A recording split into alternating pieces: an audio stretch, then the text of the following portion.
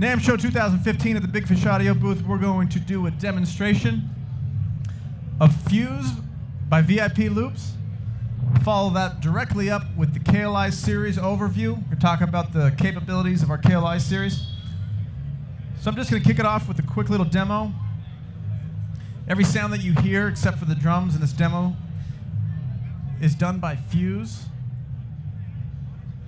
So here we go.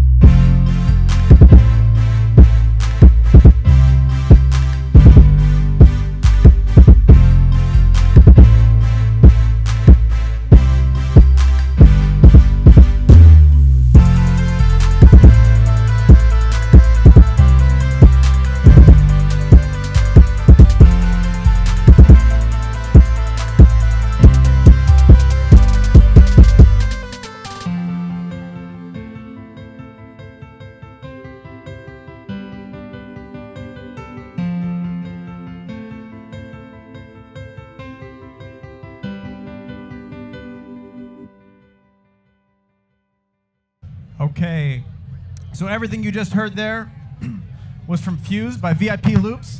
This product is coming out next week. It's $199, and I just want to tell you a couple things about this product, a couple of the highlights. First of all, every single patch in Fuse is a dual engine synth.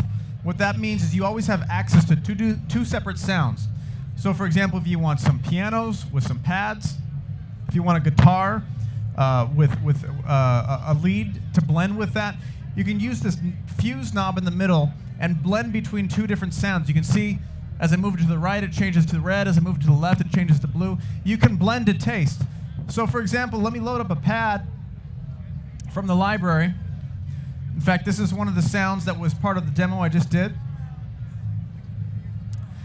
And with this particular pad, you can hear, as I move it to the left, I get my tone 1. As I go to the right, you're going to hear the second tone, which is using a stutter effect right now. And then again, you can blend it to taste. Exactly where you want to put it.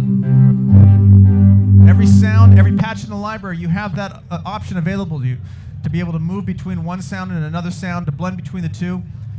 Another really important feature about Fuse is the fact that you can load up any sound from the library from any patch. So for example, right now I'm in a pulse pad patch, but I can go ahead and click on the drop-down menu, and I can access every other sound in the library. It's all loaded up in the background. It's all extremely efficient with your computer. It doesn't take a lot of processing power or RAM to hold all this stuff, but it's all loaded up in the background. So for example, I can load up a different synth sound, and then I can just click through. In total, there's 9 different categories of sounds, including basses, leads, pads, guitars, pianos, keys, strings. There's over 450 patches total. But then again, I'm going to show you how Fuse really does take those 450 patches plus and really multiply those infinitely with just so many possibilities between fusing between sounds, the effects that are included. Everything you can do to customize these sounds really expands the possibility of those sounds that you have on here. So we're going to go ahead and start off by looking at some of the effects that we have right on board here. You can see the effects are the same on the left as they are on the right, and that way you can independently control the sounds from the left side and the right side. So for example, I have a cutoff knob right here, just controlling a low-pass filter. including a resonance knob right next to it. I have a drive knob, which simulates a tube distortion.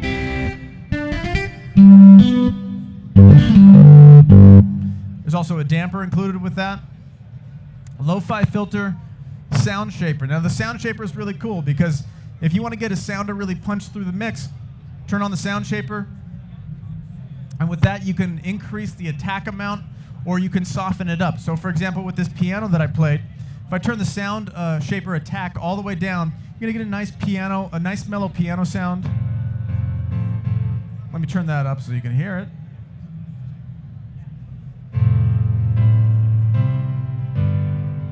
And if I turn up the attack on it, you're going to get a lot more punch out of the sound.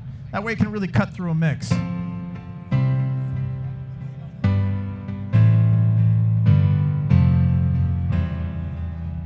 get a lot more punch to the attack and the transients of the sound.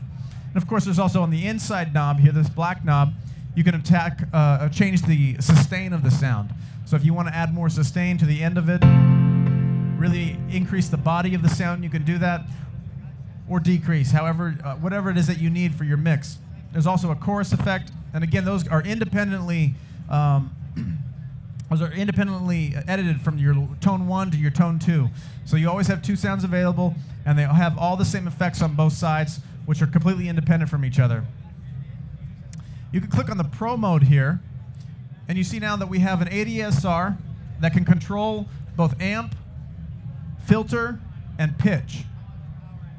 As well as an LFO. You can choose the LFO style, which controls pan, filter, and pitch. That way you can get some real nice motion in your sound, things like that. For example, in that track that I played, I had a riser effect. And here's the riser effect patch that I opened up. In fact, it was originally just a nice little saw synth style, aggressive type of synth, and I put a high-pass filter on it, and using the ADSR, controlling the filter, I got this type of effect.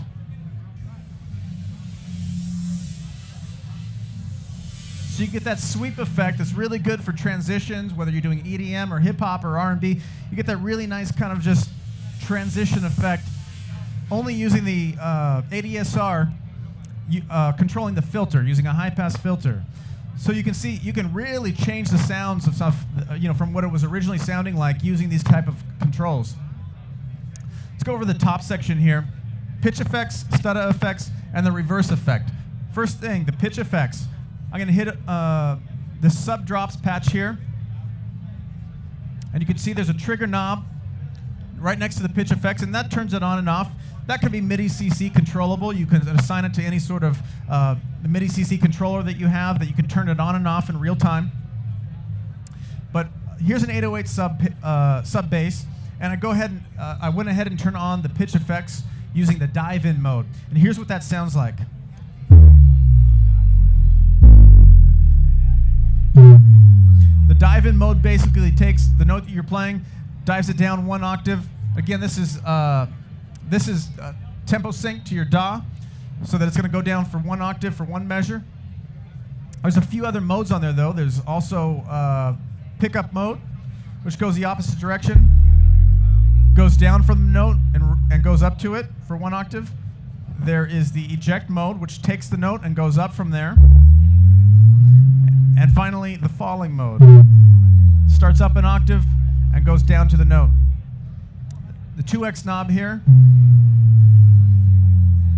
that's going to create a double speed, or actually half the speed of what you had before, so you get two measures of fall or rise or whatever effect you have going. The stutter effects is really, really cool. And again, all of these effects are controllable on both tone 1 and tone 2. So you can create one stutter effects on one side and a different one on the other. Right now I have both sides set to a 16th note pattern, and the stutter effects is on. And here's a little lead that I had from that track using the stutter effects.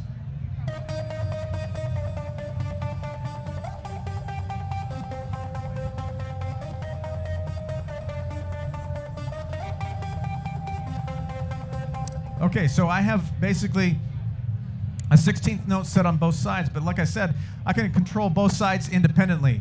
So if I want, I can go ahead and turn this left tone anywhere from, let me just play the left tone for you. I can go anywhere from a 64th note all the way down to a quarter note.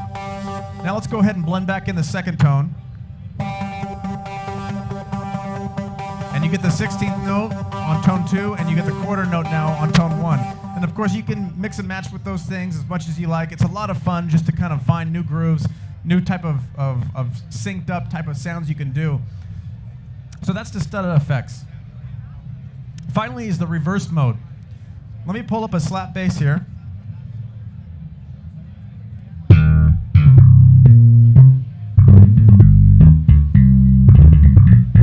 You know, a typical type of slap bass sound. Now I'm going to turn on the reverse mode. So you get that kind of cool like riser effect with it. Now I'm going to go and rotate my fuse knob over to the right, and I have another slap bass open.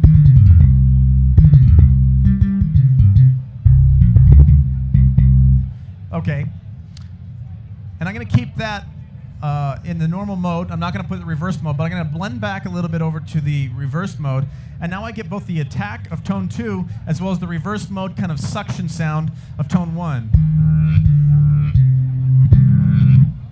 So I get both the effect of the reverse as well as the normal attack of the regular slap bass. So that is pretty cool. And again, you can do that with any sound in the library. I can go back over to this piano here, turn on the reverse mode.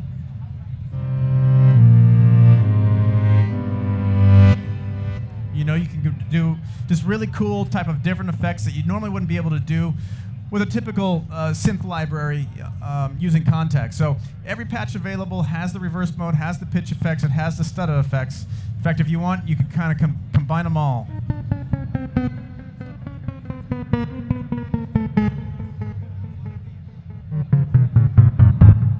So you can do some really interesting stuff with that.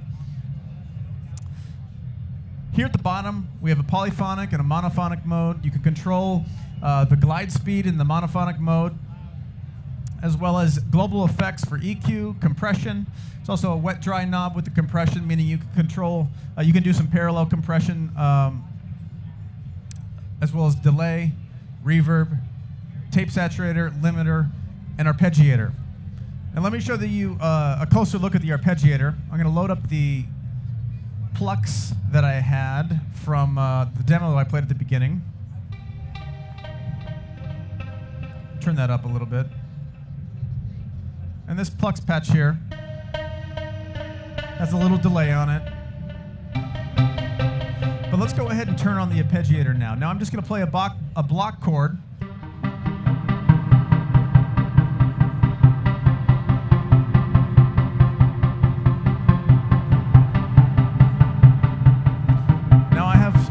Controls on here, including the rate. If I want to go up a little or go a little slower.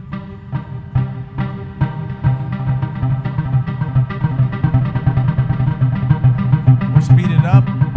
There's a gate control. You can really gate the sound or open it up a little bit.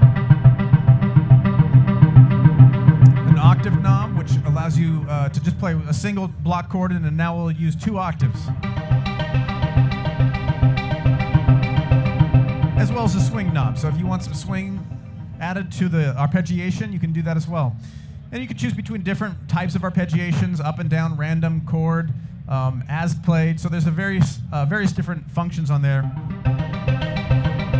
As well as a step editor. This goes all the way up to 32 steps if you want, all the way down to just 2. Let's go ahead and create a custom arpeggiation here real quick.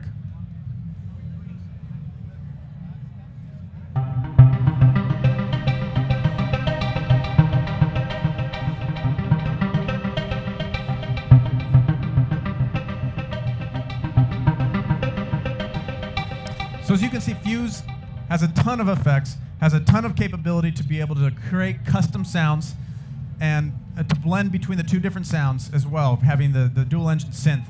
Fuse, like I said, is going to be available next week. It's $199.